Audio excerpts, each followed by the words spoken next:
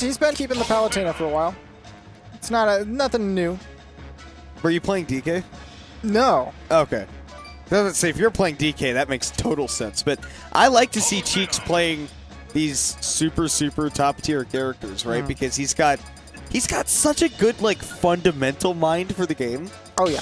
That a character like Lucina, like Palutena. You see Cheeks get ready for the bump and not see Lunchables turn back around the other way, and he tried to go for the smooth. I'm just grabbing my arm. Oh yeah, he's just yeah. And now he's let it go completely. No fist bump. Fist bump? Look at the live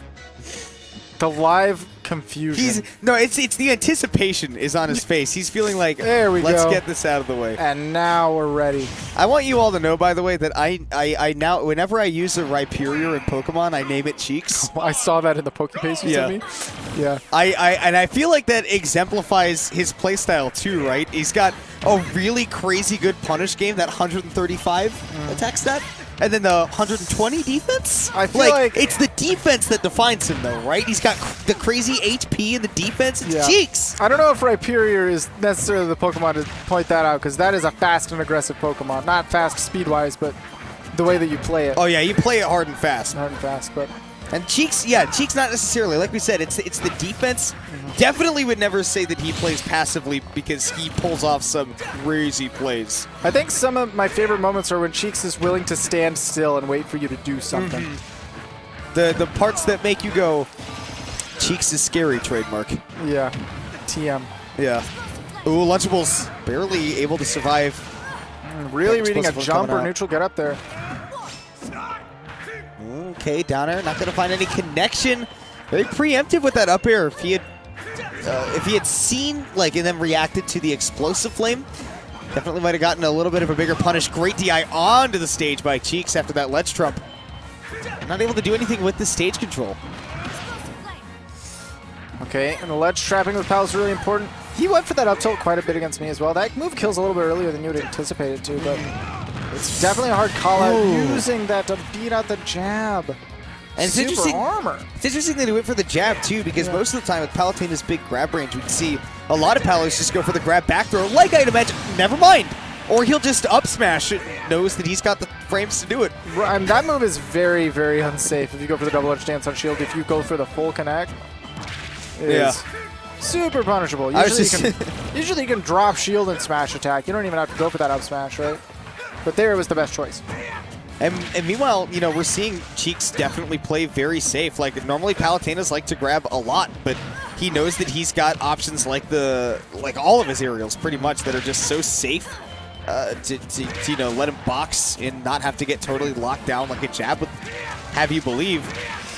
Very nice. Was so sick. Landing there into the jab, sets up the back air. Okay, back throw. It goes for the down throw to try to get some damage. Right, especially because it could have set up on that platform right there. Great DI from Lunchables. I mean, it was DI for the back throw, but it also got him away from a tech situation on the plat. The weight. Did you see the weight, neighbor? Kind of clean. Wow. There one up smash. There.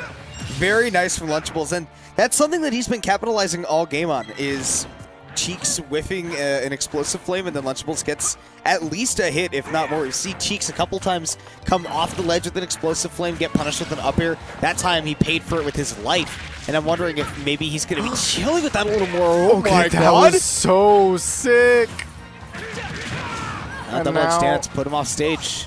Cheeks. Danger. Misses his teleport cancel. That puts him in a really bad spot. Tries to go for the stonks, doesn't find it. Ooh, that is some classic Roy movement right on the shield. The empty commitment. And now Cheeks finally finds his way out of the corner. Nice. Yes. Love the dash attack to proc the invincibility. Not even worry about that third hit of the double edge dance. Yep, that shield not gonna flinch. Up tilt does catch barely. Somehow the limb must have been extended from Lunchables. That could have poked. That could have poked or broken a shield. I'm terrified. That's something about Cheeks that always gets me, is that he likes to push the limits of his shield. Ooh, dash attack not going to be able to proc that invincibility because that down tilt hits below it. See, Lunchables does get the trade, but now, all of a sudden, a game that he was very much in control in for most of the time, Cheeks has clawed his way back into it. That's Lunchables with no jump. He does have his jump. Great dodge. Wow. Air dodge back as well to mix up the spacing. Makes He it back. missed the ledge trump. Both of these guys not getting the ledge trumps that they wanted. Cheeks looking for that back throw now. He's been keeping it in his back pocket. Tries to pivot grab as well just to force a ledge trap situation, but he doesn't find it. Nair puts him back off stage. Let's see Lunchables. A little bit of a commitment right here. Can he pick up the ledge trap? No. Cheeks off the ledge. And he's not committing to that explosive flame. Palutena's got a lot of options. Spot dodge from Lunchables. Gonna be down throw because he knows up throw's not gonna kill yet. Forward throw's not gonna send him up too much. Nair sends behind. Wow. As he gets off the ledge with that, and that's gonna take the game. And that was an all or nothing neutraler too, because if Cheeks is able to shield that entire Nair, that is a free grab back throw for him to finish out the game. But just dropped it a little bit early. I think he may have been expecting a forward air from the ledge instead of the Nair, so hit 2 definitely got him. Yeah, or maybe even he just got over eager to try to mash that grab to try to punish. But shield stun wasn't locking him in shield for both of those hits, so he maybe drops early. Regardless, he took that second hit of the Nair, and he got sent way out for it. A weight independent move, that neutraler, by the way. That would have KO'd Bowser, Pichu, or Palutena all at the same time at that point. Yeah. So just something interesting to point out, I guess. But yeah, That the Nair from Roy is really weird. I think it's coded incorrectly, and that it works backwards of the way that Crumbs does, where the first hit is weight independent and the second hit is weight dependent. Oh, and then Roy's is the other way around. Roy's is the other way around, where the first hit is weight dependent and the second hit is weight independent. So it'll always combo the same, Right. and the second hit will always send them the same way out. It's the only funny thing about that. Like for Crom, the design makes sense. It's like, okay, you want to make sure the move always works. And then with Roy's, they were like, What's funny is with Crom, the move almost always does not work. that's the irony, right? Yeah. Anyways, Game 2, we're back on Pokemon Stadium 2. After some deliberation, Cheeks wants to go back, and I don't blame him, considering how well he was able to make some adaptations specifically to controlling space in that Game 1. And this is a stage where that space control means a lot, a hell of a lot. I love the pressure on the plat.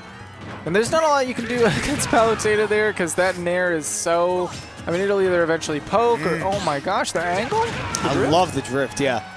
Palutena gets some interesting fast fall, like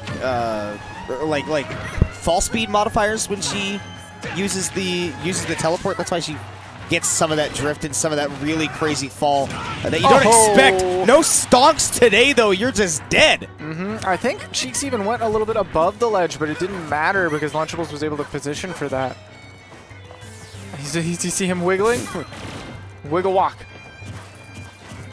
Oh, wiggle, wiggle, wiggle.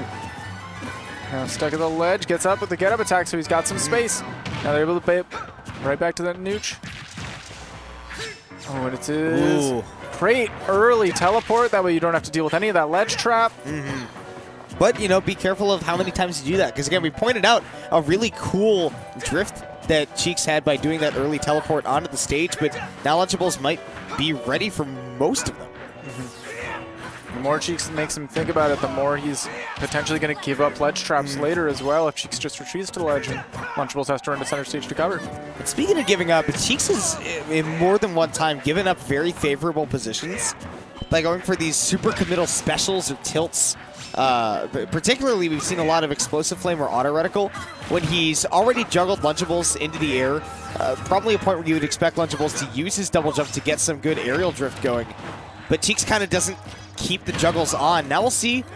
See, that's exactly the kind of thing I want to see from him, is don't go for an immediate follow-up, especially with those specials, right? Just wait for something that Lunchables is going to do, but Lunchables missed the don't walk sign because he is running. Absolutely sprinting into the blast zone. Now it's one stock ahead, though.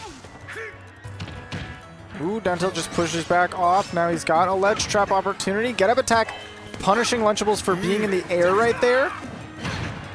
We definitely see, very clearly what Cheeks' ideas are. That down air being a case in point where he wanted to go towards Lunchables, make him think that maybe a tech roll in would be smart, and then went for the down air to punish it. That could have been huge. Yeah. But that's kind of the thing, right? Is that Lunchables is getting so many of those big hits because I think that he very clearly sees what Cheeks wants to do, and he's got a plan for those game plans. My God, Lunchables. He's moving. He's literally running circles around Cheeks right now. Or if you look at it from a gray stick perspective, a very respectable parallel line. Oh, and the great drift recovery. too. Okay, wanted to get a juggle going there with the Blazer. Won't find it though, but he gets back to center stage. That's been the big thing is Lunchables, whenever he wants center stage, he gets it. Jab back air should be able to do it. And that's a clean 2 stock, or the clean 2 stock and a 2-0 for Lunchables. Yeah, both of them, in congruence. He definitely was just. He didn't let Cheeks get away with anything. That's the big thing. Is every time Cheeks overcommitted to something, left himself open, Lunchables didn't flub a single one of those opportunities.